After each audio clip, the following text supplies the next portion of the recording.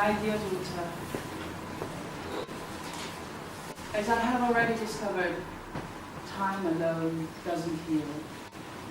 That is why I'm trying to reach you with this poem, in the hope that you will get rid of the ghosts that persecute you, perhaps crueler than the truth itself, with all its delay in arrival.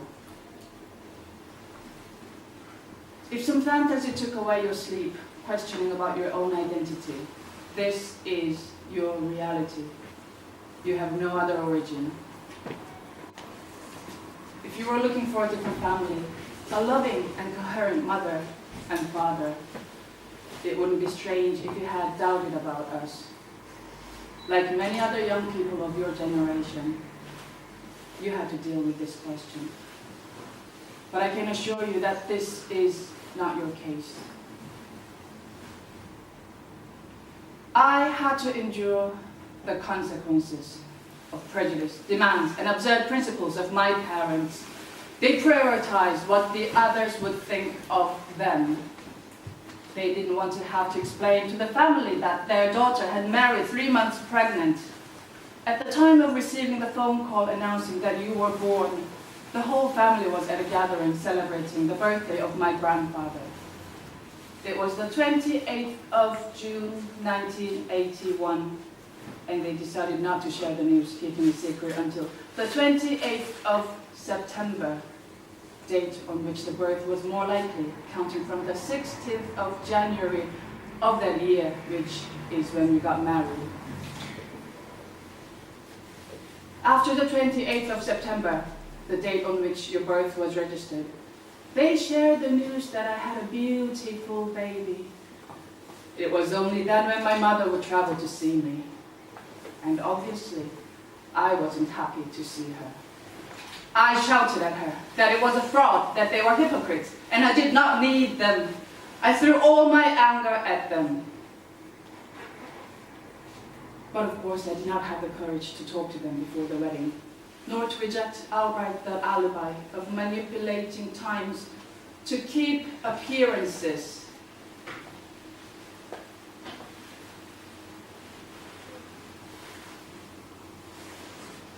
Rebelliousness in me was not strong enough to help me overcome the logic that I hated so much. I never managed to get strong, even as time went passing. Most recently, I tried to take up on the issue when they came to take care of for me for my surgery. I thought they would help me think about how to tell you the truth. I felt you gave me signs of wanting to know. But my mom immediately felt upset and said, no, why would she need to know that? She got up from the table and diverted the conversation. And we never touched on it again.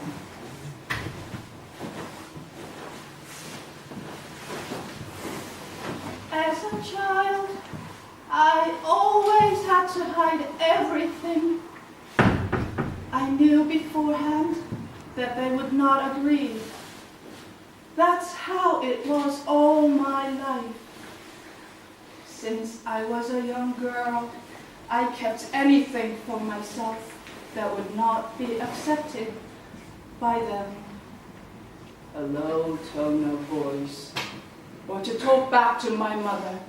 Because I couldn't talk about anything with her, it would bring me a punishment. So I poured down my feelings into writing in a diary and in a poetry book. They were very disappointed by me. At the time, what was done seemed to be the right thing, without even talking about the future, about whether the truth would ever be revealed. It's the typical arrogance of those who think are the owners of the truth. I am not trying to victimize myself. I am the result of that awful, well-intentioned education, which I didn't want to repeat with my own children. Yet I couldn't get away with the consequences. I'm afraid of your reaction. If you do anything that harms you, or that will lead you to put everyone else on the dock from receiving this letter, I want you to know that the only responsible person is me. What urges me to write this letter is my desire to give you peace. It is not worse than what I write here.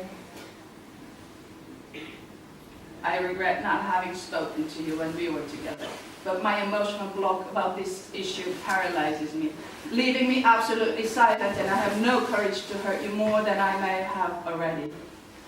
My choice always was to write.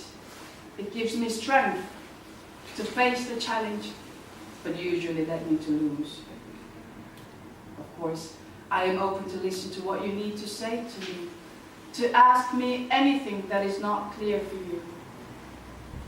I know this won't be digested on one reading. Your sister gave me the courage to take the initiative to address the issue that I could not talk to anyone else. I will be here to hear what you need to say. I love you so much, Mom.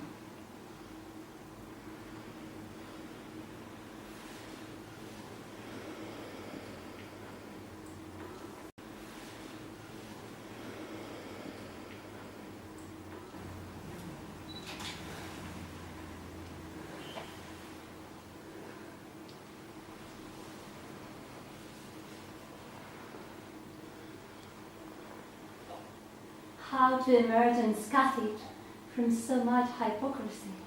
How to know when without knowing what would come. Family mandate against truth and life. Only the first gestures remain for me. The sounds, the perfume, the warmth of hidden life from June to September, and the first cry in parentheses, the accepted time of birth. Nothing justifies fulfilling the agreement.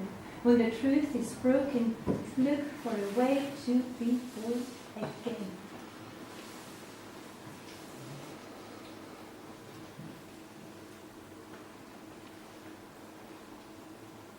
Family codes expire, trampling the angel who greeted the Virgin. Hail Mary, full of grace, without sin conceived. What sin were we born with? Become known